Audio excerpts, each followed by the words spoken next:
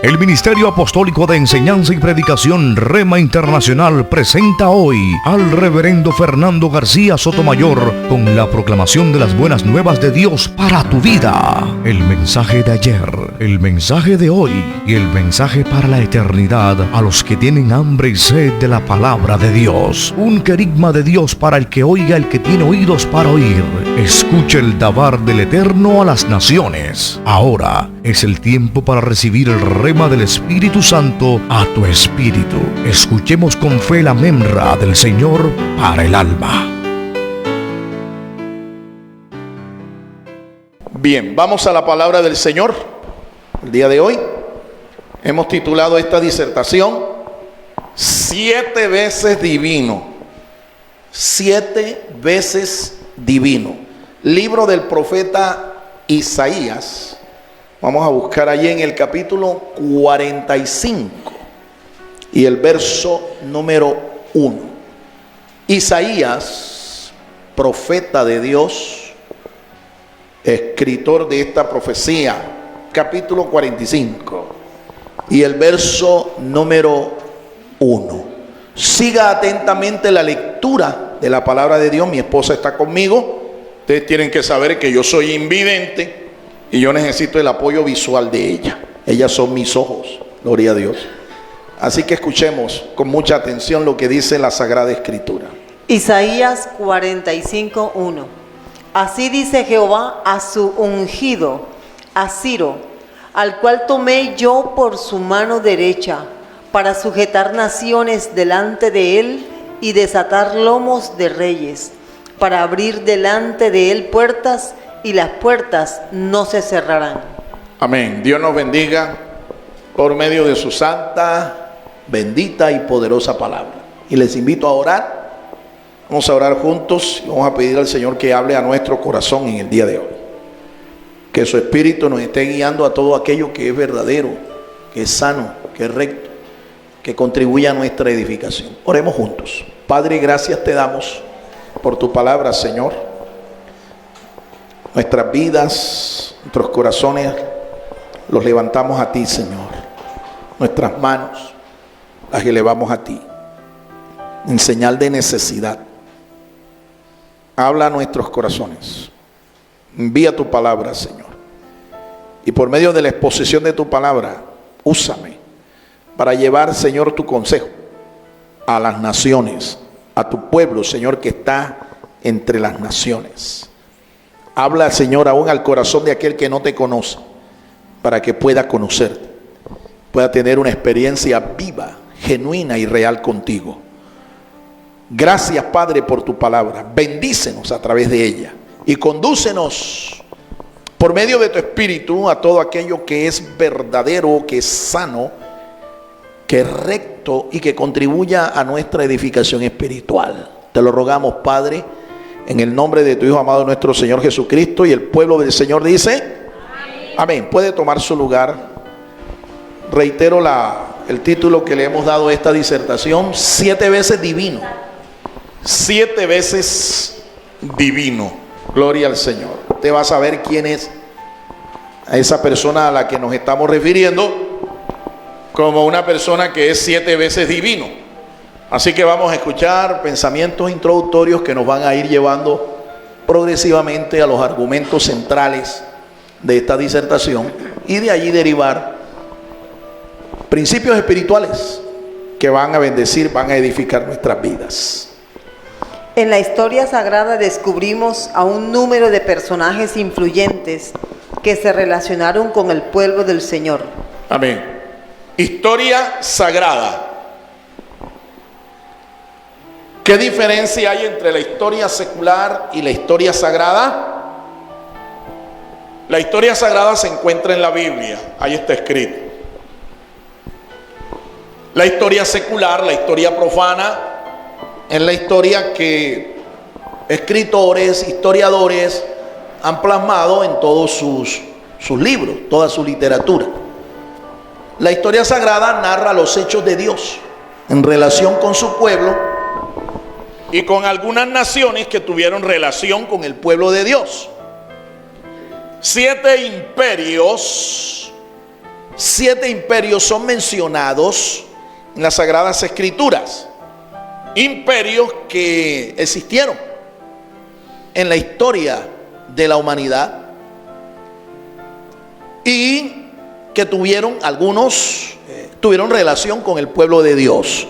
Nos estamos refiriendo al antiguo pueblo hebreo, el pueblo de Dios, el pueblo que se formó a partir de los patriarcas Abraham, Isaac, Jacob, José. A partir de ellos, a ese pueblo nos estamos refiriendo. Pues bien, Dios formó su pueblo, los llamó, los consagró para que fueran un reino de reyes y sacerdotes. Pero en su desarrollo, en su trato con su pueblo, Dios también trató con otras naciones, con otros imperios, con otros pueblos. Se habla, por ejemplo, en la historia sagrada, que está, repito, ahí en las páginas de la Sagrada Biblia, la palabra de Dios.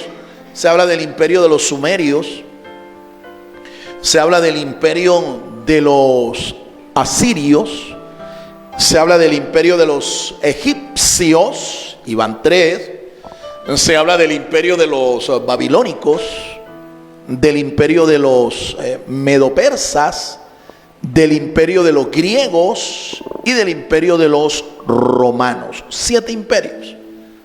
7 imperios. Con estos imperios el pueblo de Dios y el mismo Señor tuvo alguna interacción, tuvo relaciones. Bien, eso es con respecto a la historia sagrada.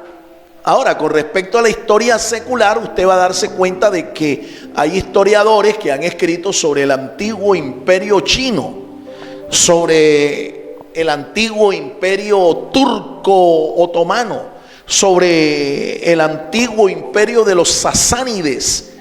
Esta cantidad de imperios, culturas y civilizaciones que se dieron en la historia, pero que no hacen parte de la historia sagrada. ¿Por qué? Porque ni el pueblo de Dios, ni el mismo Dios trató con estas naciones. La Biblia presenta a todas estas naciones y a todos estos imperios, los presenta como gentiles. El vocablo que se usa en el texto hebreo es goyim, naciones gentiles, naciones paganas. ¿Me están siguiendo los hermanos acá? ¿Me están siguiendo? No soy historiador, pero cuando uno estudia la palabra de Dios, necesariamente tienes que meterte con la historia, tanto la sagrada como la profana. En el desarrollo histórico del pueblo de Dios, en su trato con algunas naciones y en su trato con su pueblo, la Biblia narra de la vida de personajes que se destacaron. Por ejemplo, la Biblia habla de un emperador, un gobernante llamado Nimrod.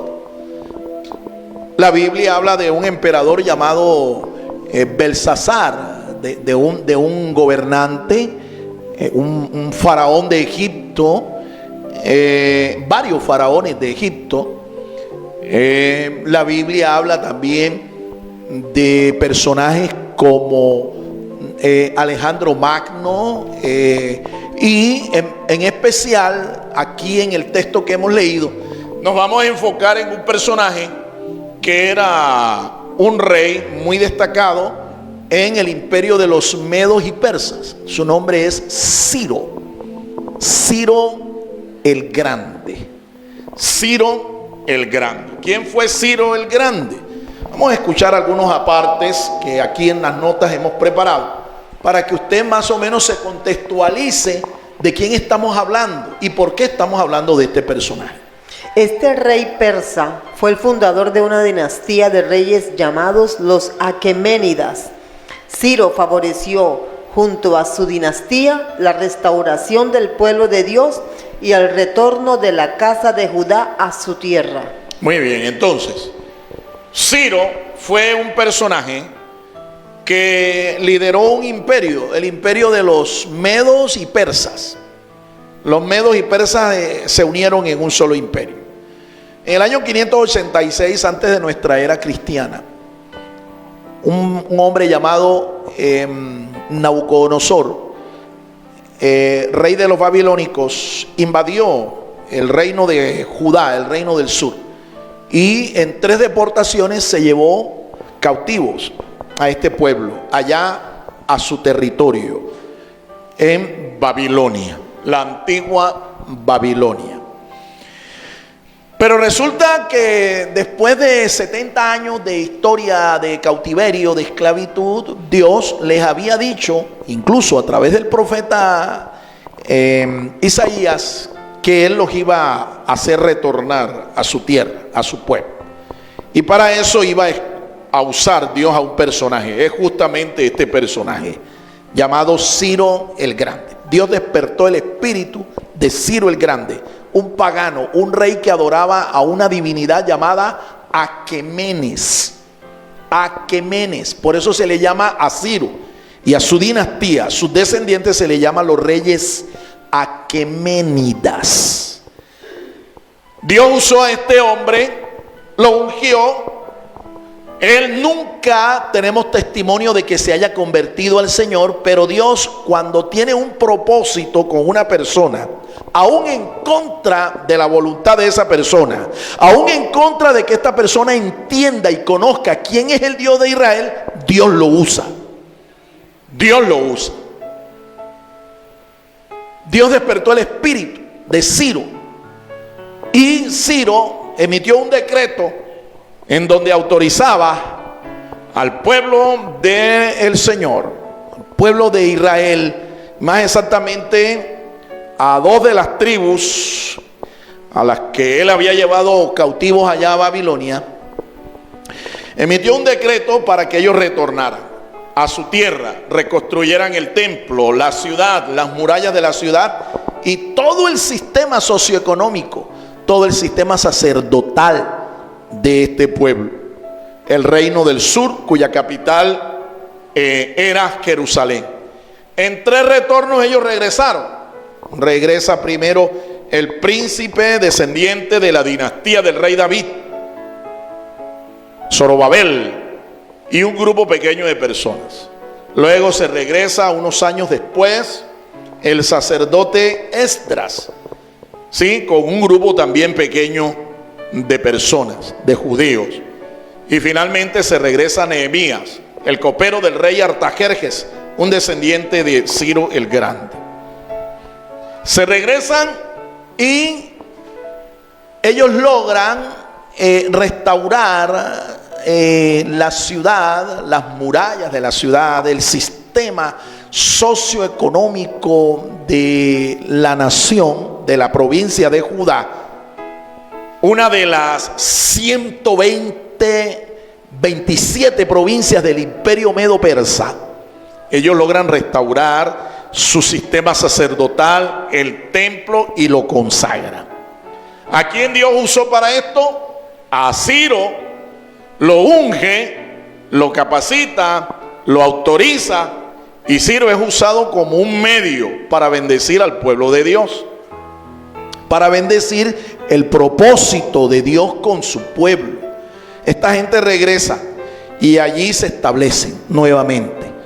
El reino de Judá, después que cae el imperio de los medo-persas a mano de los griegos, ¿sí?, entonces los griegos le dan un trato también benigno a el reino de Judá, a su gente, ¿sí?, hasta que Alejandro Magno muere.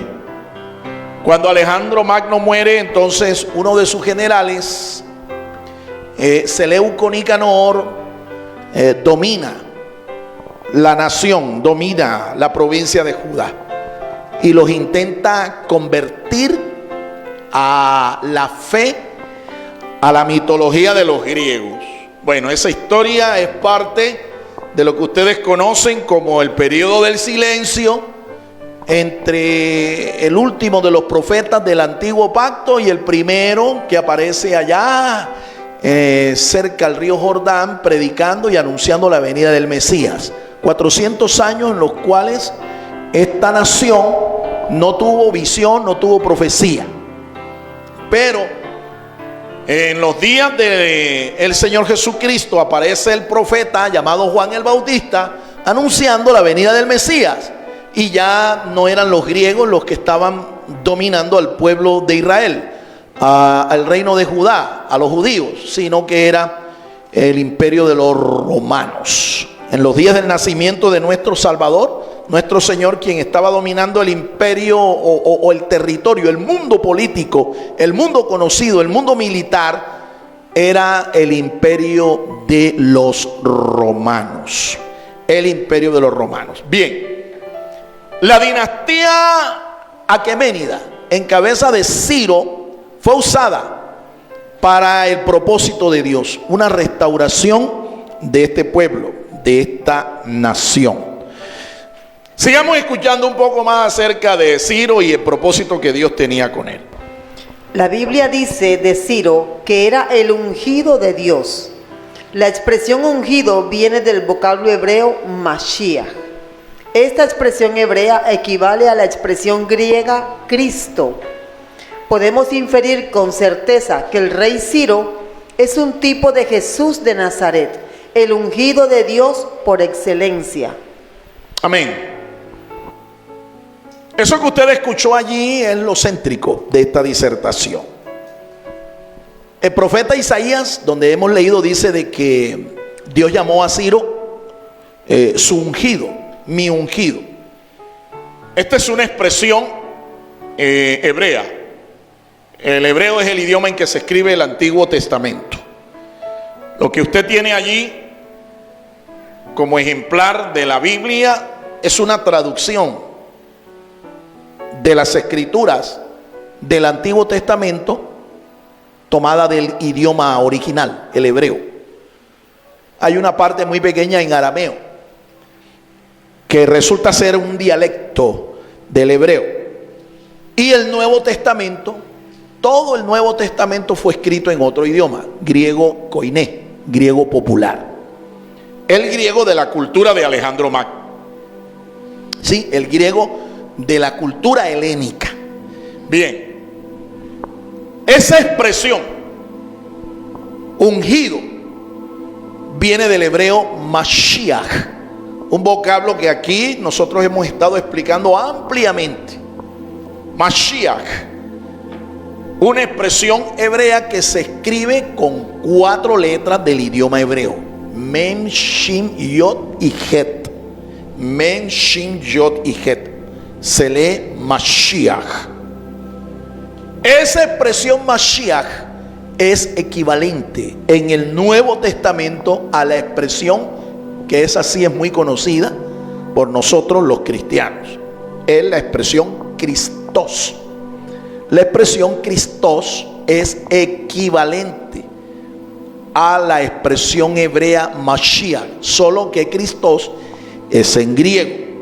Pues bien, la Biblia entonces nos muestra que Dios escogió a ciertos personajes, a veces algunos parte del pueblo de Dios, a veces no, como en este caso Ciro. Repito, nosotros no tenemos testimonio de que Ciro se haya convertido. La historia no nos da ese testimonio, no nos da ese registro, no lo hallamos. Pero lo que sí tenemos claro es que Dios lo usó, a pesar de que este hombre no fuera un hombre, no fuera un israelita, no fuera un judío. Dios lo usó. Yo creo que en el día de hoy también, si Dios tiene un propósito con alguna persona, a pesar de que esta persona no entienda, no conozca a Dios, Dios lo puede usar. Dios puede usarlo para sus propósitos. Bien, el vocablo ungido se refiere a una persona que Dios llama y lo capacita para que ejerza una tarea, un oficio, un trabajo. Puede ser un rey que gobierne sobre un reino, puede ser un juez, ejerza una judicatura, juzgue con justicia. Puede ser la tarea de un profeta, puede ser la tarea de un sacerdote, etcétera. A Ciro Dios lo escogió con un propósito, para que gobernara. Me gustaría que leyéramos nuevamente el pasaje que leímos al principio, es la base bíblica, la base textual de esta disertación, para que vea usted cuál era el propósito que Dios tenía cuando unge a Ciro el Grande. Así dice Jehová a su ungido, a Ciro, al cual tomé yo por su mano derecha, para sujetar naciones delante de él. Sujetar naciones delante de él. Y desatar lomos de reyes. Desatar lomos de reyes. Para abrir delante de él puertas. Para abrir delante de él puertas. Y las puertas no se cerrarán. Puertas que no se iban a cerrar. Ahí tienes el propósito por el cual Dios llama a Ciro y lo unge. ¿Cuántos dan gloria al Señor, hermanos? La palabra de Dios es muy sabia, ¿no? Muy explicativa. No necesita tampoco de tener tanto conocimiento teológico o histórico. No, mira, ahí está clarito. Está dicho. Fueron 3 los propósitos por los cuales Dios llamó a este hombre y lo ungió. Lo autorizó, ¿verdad? Le dio poder. Lo ungió con su Santo Espíritu para gobernar a esta nación, a este imperio que, repito, tenía 127 provincias. Dominaban prácticamente todo el mundo conocido. Y en estas provincias estaba la de Judá. Ahí estaba el pueblo de Dios. A su nombre, a su nombre. Hemos dicho entonces que Ciro es un tipo, es un ungido que es tipo de nuestro Señor Jesucristo. El ungido de los ungidos. Eso es lo que estamos diciendo allí. Ciro el Grande es un tipo entre muchos del Antiguo Testamento que representa una especie de profecía acerca de la vida y el carácter de nuestro amado Salvador y Señor Jesucristo, el ungido de Dios. Eso es lo que acabamos de decir. En esa expresión, Mashiach, ungido, nos vamos a centrar, porque de allí vamos a aprender por qué es que tenemos como título para esta disertación 7 veces, ¿qué dijimos? 7 veces divino. 7 veces divino. Sigamos escuchando. Vamos a descubrir en las Sagradas Escrituras cómo el número 7, número de la perfección divina, se relaciona con 7 títulos dados al Señor Jesucristo. Muy bien. Vamos a aprender cómo esta expresión, Mashiach, que cuando nosotros sumamos y hacemos el cálculo numerológico que tiene esta palabra, descubrimos que suma 7. Mashiach, como todas las palabras que en hebreo o en griego se escriben, tiene un valor numérico. Ese valor numérico reducido es 7. Pues bien, 7 es el número de Dios. 7 es el número de la perfección divina. Y vamos a descubrir cómo en las Sagradas Escrituras hay 7 títulos asignados al Señor Jesús, a Yeshua, el Mesías. 7 títulos que nos hablan de su perfección divina. Nos hablan de que Él es divino y divino 7 veces. Porque hay 7 títulos que no nos lo revelan. Nos lo revelan. Así es que ponga toda su atención para que se edifique espiritualmente y usted profundice en el conocimiento de quién es su Mesías, quién es su Dios, quién es su Salvador personal. A su nombre. Número 1, el título número 1. El primogénito. El primogénito de Dios. Número 2.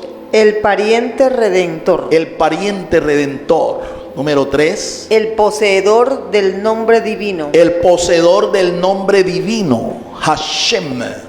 El nombre Hashem. Número 4. El Hijo de Dios. El Hijo de Dios. Otro título. El Dios de paz. El Dios de paz. El Dios de paz. Otro título. La imagen del Dios vivo. La imagen del Dios vivo. Y por último, el renuevo de Dios. El renuevo de Dios. 7 títulos. 7 títulos que nos hablan de la perfección divina que hay en Él. ¿Cuántos han escuchado de que Dios es santo, santo, santo? ¿Cuántos lo han escuchado? Dios es santo, santo, santo. ¿Cuántas veces? 3 veces, ¿no? Santo, santo, santo. Pues bien, usted va a escuchar hoy que así como Dios es 3 veces santo, así el Hijo de Dios, nuestro amado Salvador, nuestro Mesías, es 7 veces divino. A su nombre. Número 1, vamos a enfocarnos en el primer título. El primogénito, Colosenses 1:16. Colosenses 1:16, y leemos ese pasaje. Porque en él fueron creadas todas las cosas que están en los cielos y en la tierra, visibles e invisibles, sean tronos, dominios, principados o autoridades. Todo fue creado por medio de él y para él.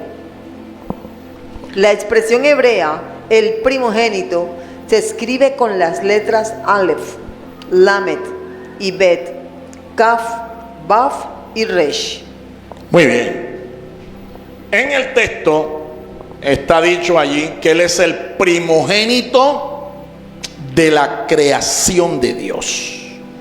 Ese título, primogénito de la creación de Dios, es en el que nos vamos a enfocar. Nos vamos a enfocar, repito, ¿en qué título dijimos? El primogénito.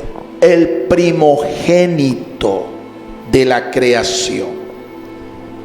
Vamos a interpretar realmente qué es lo que significa esa expresión, que es un título dignatario de nuestro Salvador, Yeshua, Jesús de Nazaret. Escuche con atención. El significado de esta expresión revela que Jesús, el Mesías, es el anciano de la creación, el primero y el último, el principio, Dios. El valor numérico de esta expresión es 1 más 30 más 2 más 20 más 6 más 200, igual 259, que reducido a un dígito es 7. Muy bien. Primogénito, el primogénito de Dios, ¿sí? El primogénito de Dios. El Bekor. La palabra primogénito se dice en hebreo el,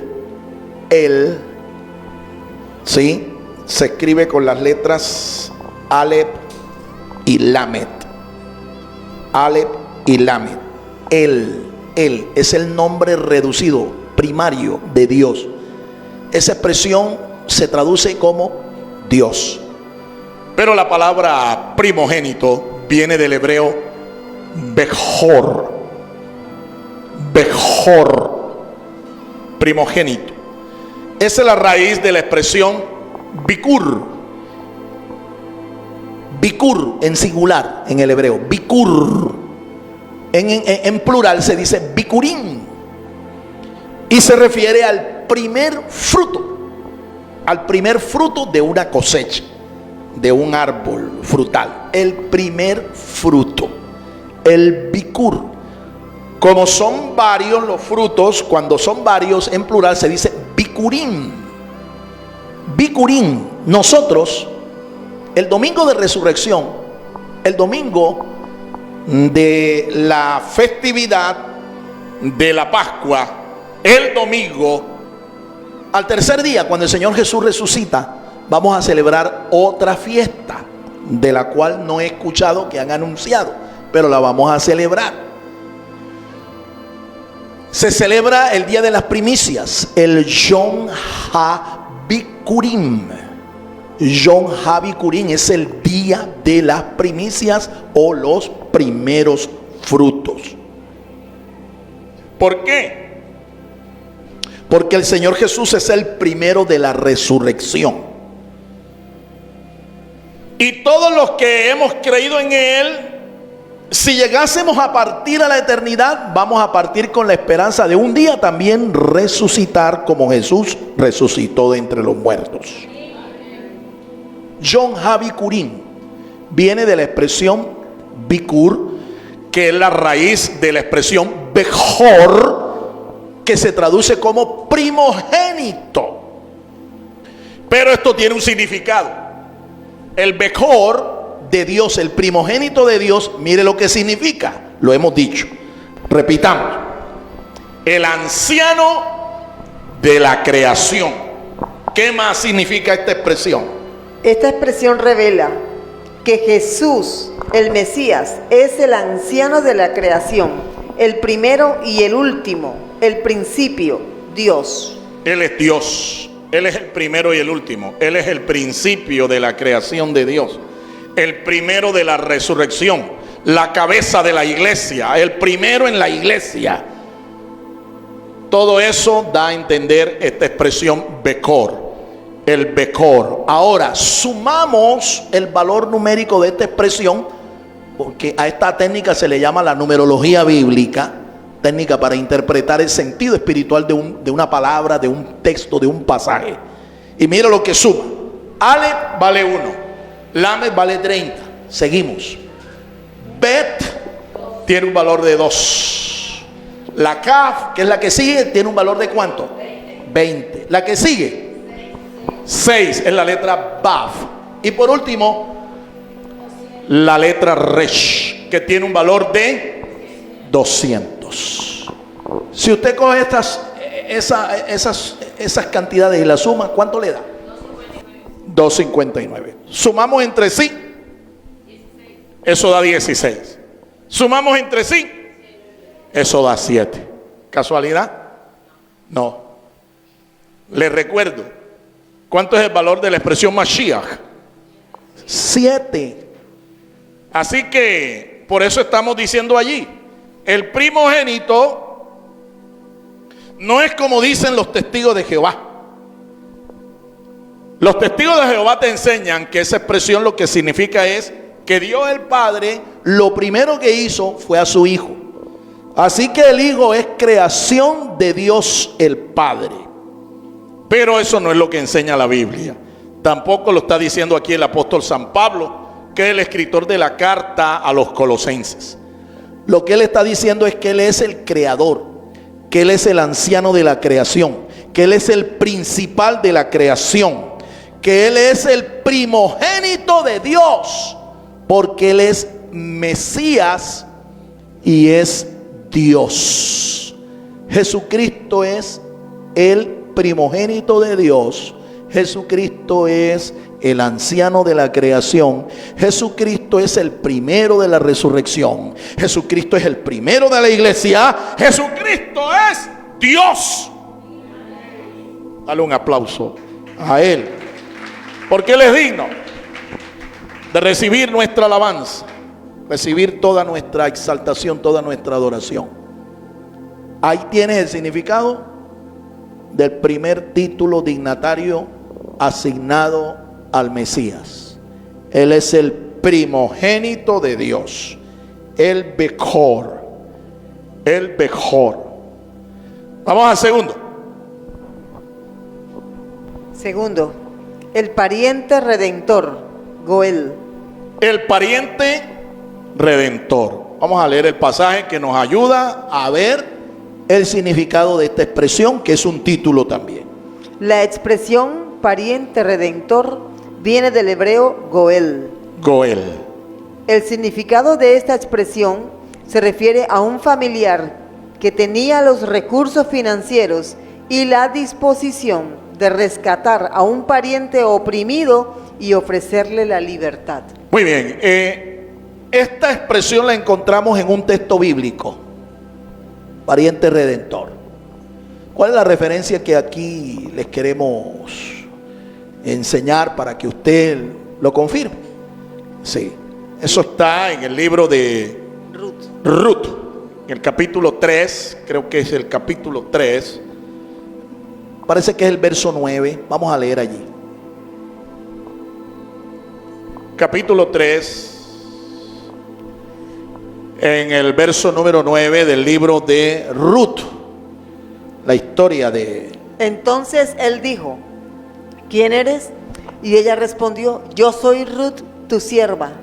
Extiende el borde de tu capa sobre tu sierva, por cuanto eres pariente cercano. Él es pariente cercano, el pariente cercano, el pariente cercano, pariente cercano. Ustedes conocen la historia de Ruth, una moabita que fue asimilada por la fe judía. ¿Sí? Ruth llegó a ser la esposa de Booz.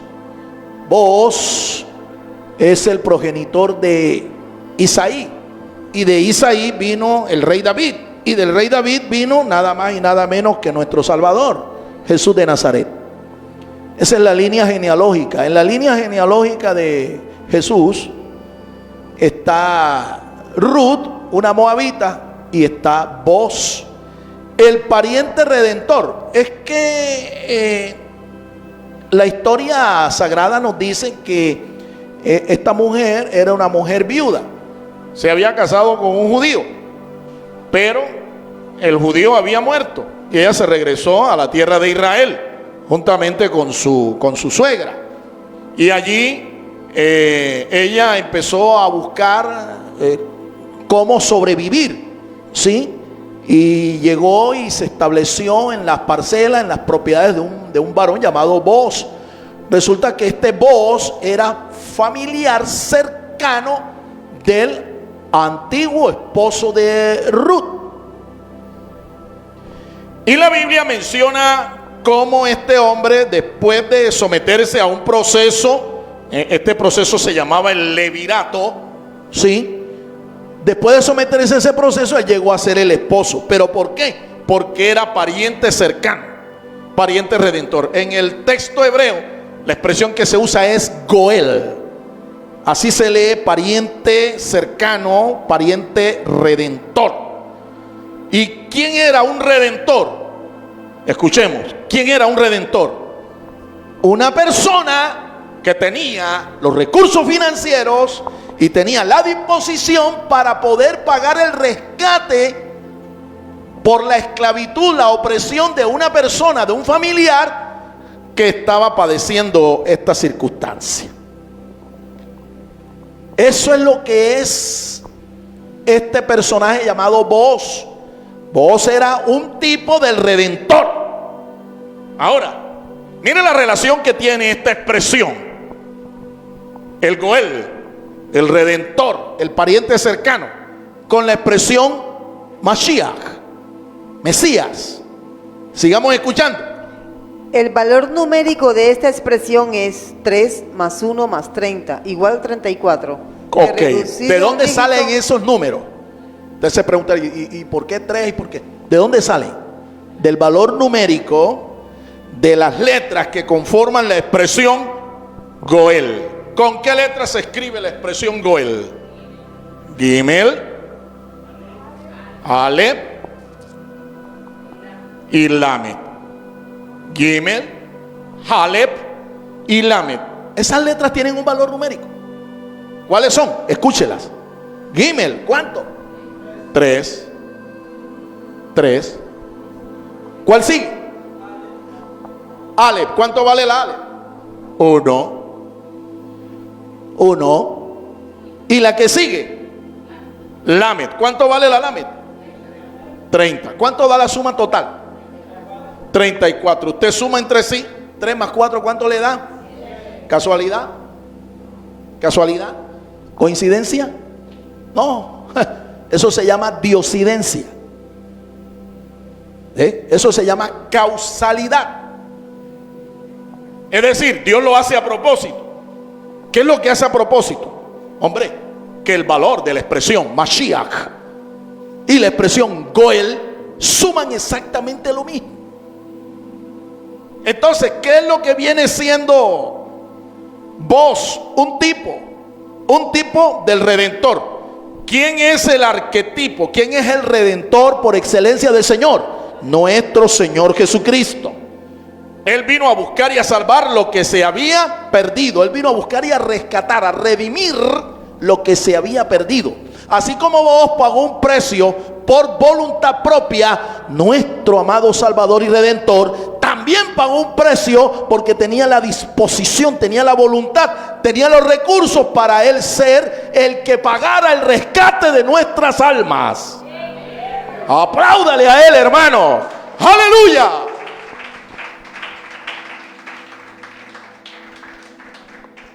Alabado sea su nombre para siempre.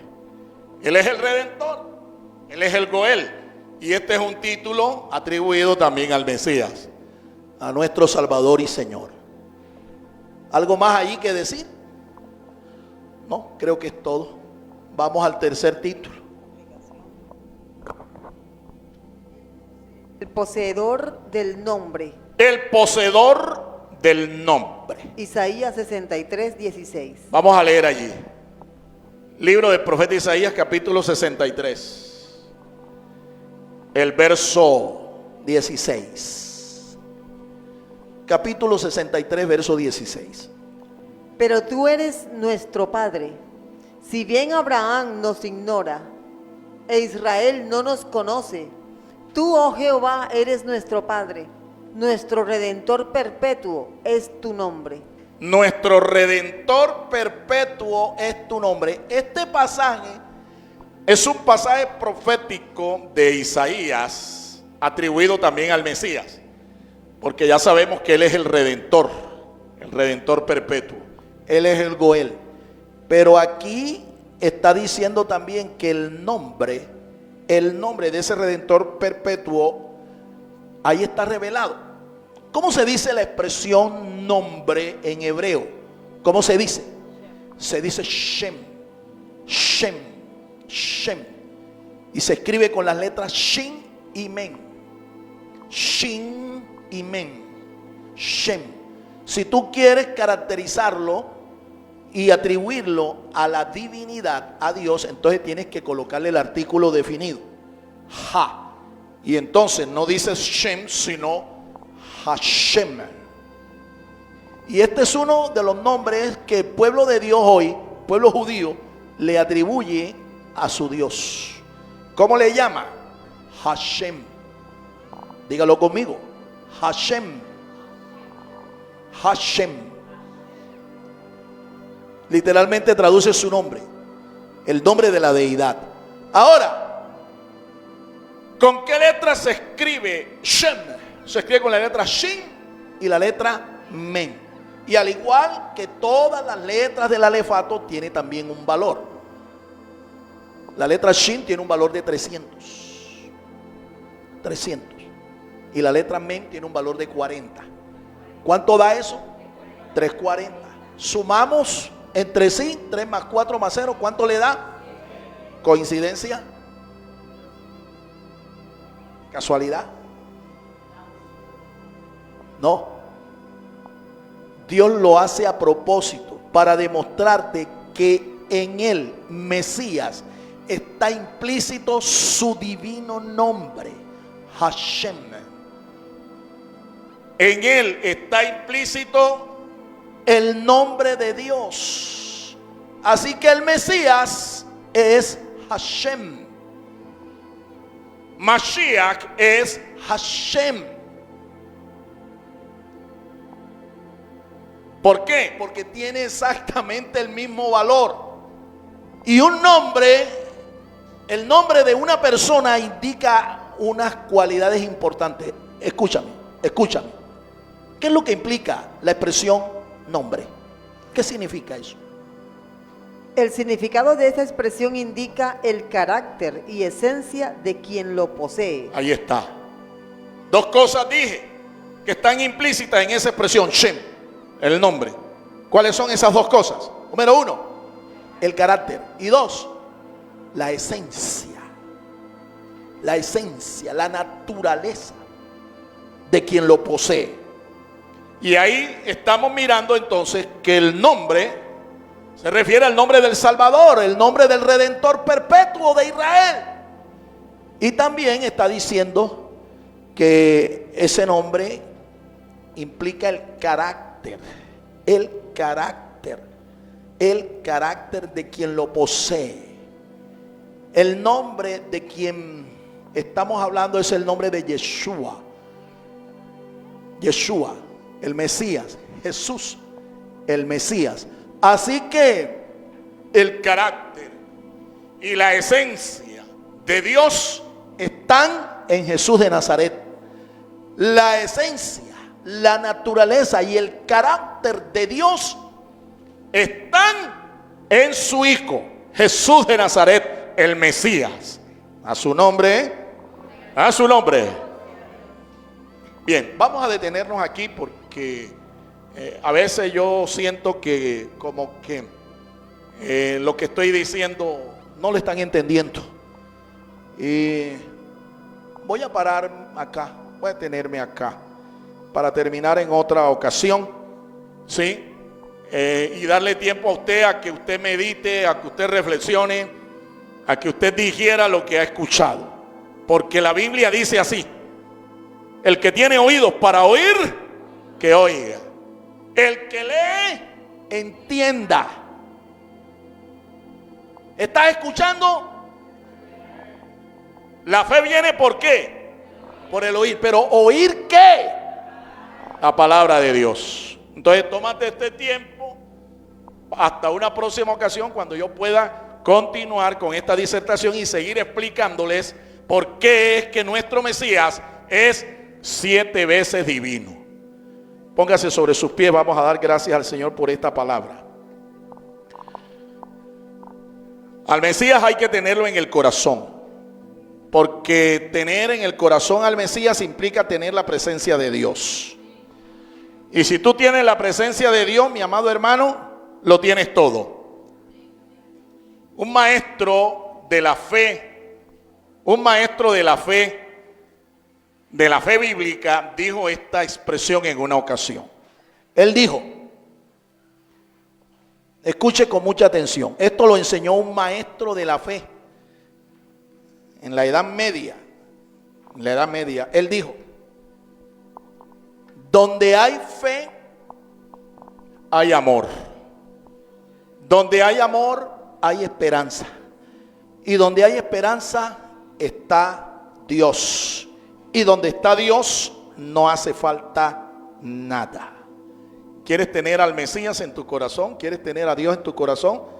Si esta es tu decisión, quiero invitarte a que le digas al Señor que venga y que more en tu corazón.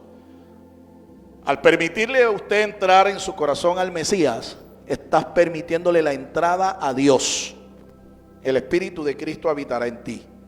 Y si Dios está en ti, ya tú sabes lo que te va a hacer falta. ¿Qué te va a hacer falta? Nada. Nada. No te hará falta nada.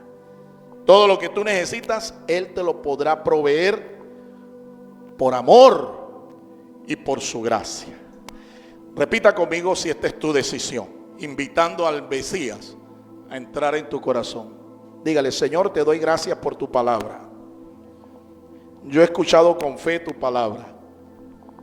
Te doy las gracias porque me has dado entendimiento. Y hoy, Señor, te quiero pedir perdón por todos mis pecados. Te ruego, Señor, que por la sangre que derramó Jesús el Mesías, limpien mis pecados. Te ruego que escribas mi nombre en el libro de la vida. Te ruego, Señor, que te acuerdes de mí y que me selles con tu espíritu. Quiero ser parte de tu reino cuando tú lo establezcas aquí. Te invito, Jesús, a entrar. Toma el control de mi vida, de mi familia, de mi destino. Toma el control. Te confieso como mi Señor. Te confieso como mi Salvador. Te confieso como mi libertador. Te confieso como mi Dios, por la fe en tu palabra. Y en el nombre de Cristo Jesús. Amén, amén y amén. Gloria al Señor.